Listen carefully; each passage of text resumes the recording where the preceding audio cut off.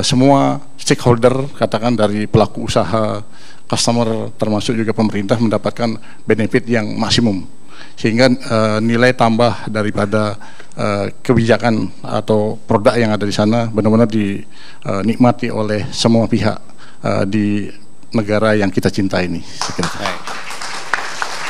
Pak Samsu Alam.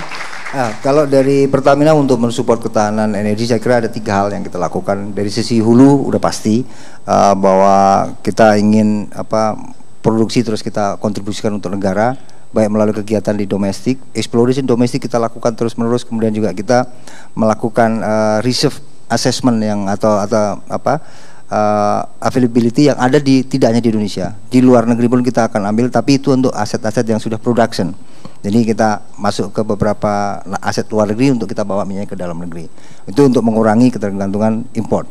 Kemudian juga kita terus melakukan masih dari sisi hulu, geothermal terus kita aktifkan, dan itu sangat mudah sebenarnya kuncinya kalau harga listriknya, harga uapnya juga sudah memenuhi keekonomian. Saya kira geothermal kita di sini akan berkembang pesat.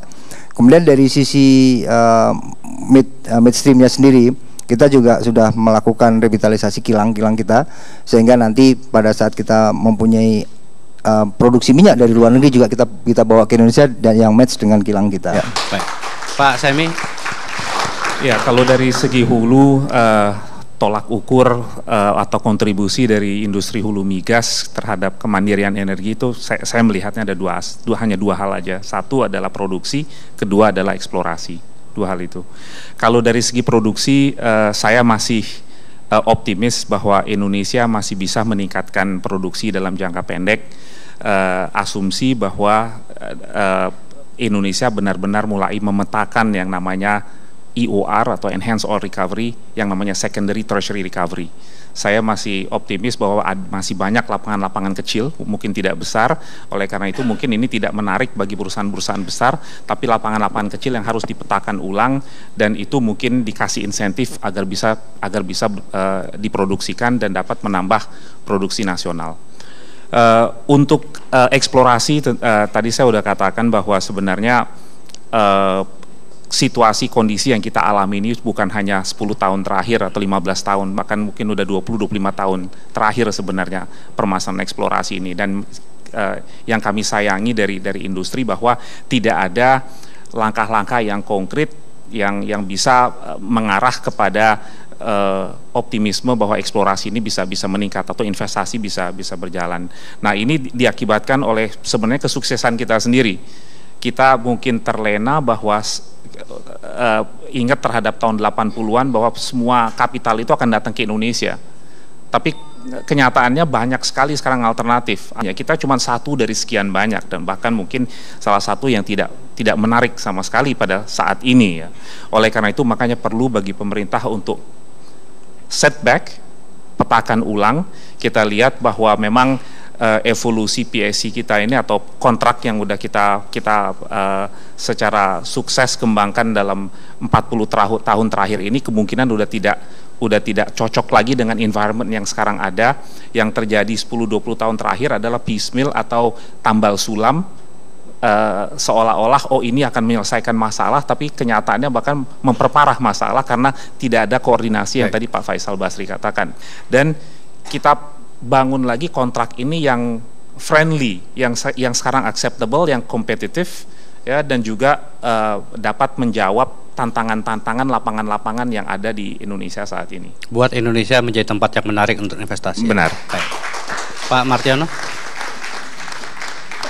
Untuk perusahaan tambang, Pak, kita sangat ingin bekerja sama dengan pemerintah untuk membumikan apa yang sudah dijanjikan oleh Bapak Presiden. Itu yang pertama. Yang kedua, kita ini perusahaan-perusahaan tambang diperlakukan sebagai subjek di dalam ikut dalam pembangunan ekonomi. Tidak hanya sekedar sasaran dari penerimaan negara.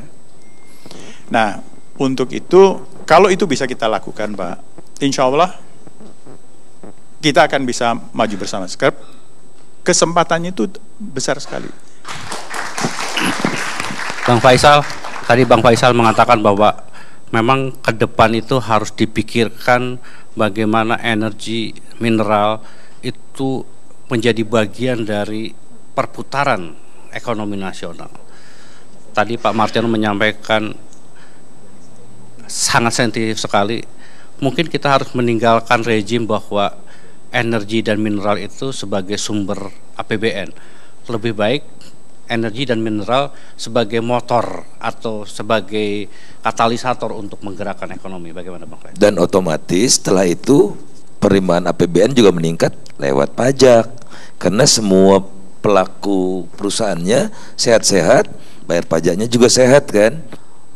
Tugas perusahaan adalah melakukan usaha sebaik-baiknya dan kewajibannya adalah membayar pajak. Udah penerimaan dari minyak, lifting segala macam tinggalkan. Laba perusahaan BUMN kembalikan untuk mempercepat Pertamina untuk ekspansi ke luar negeri misalnya, mempercepat untuk energi terbarukan. Seperti itu ditargetkan, dan insya Allah tidak ada perbuatan seperti itu yang menurunkan kapasitas negara, tidak ada.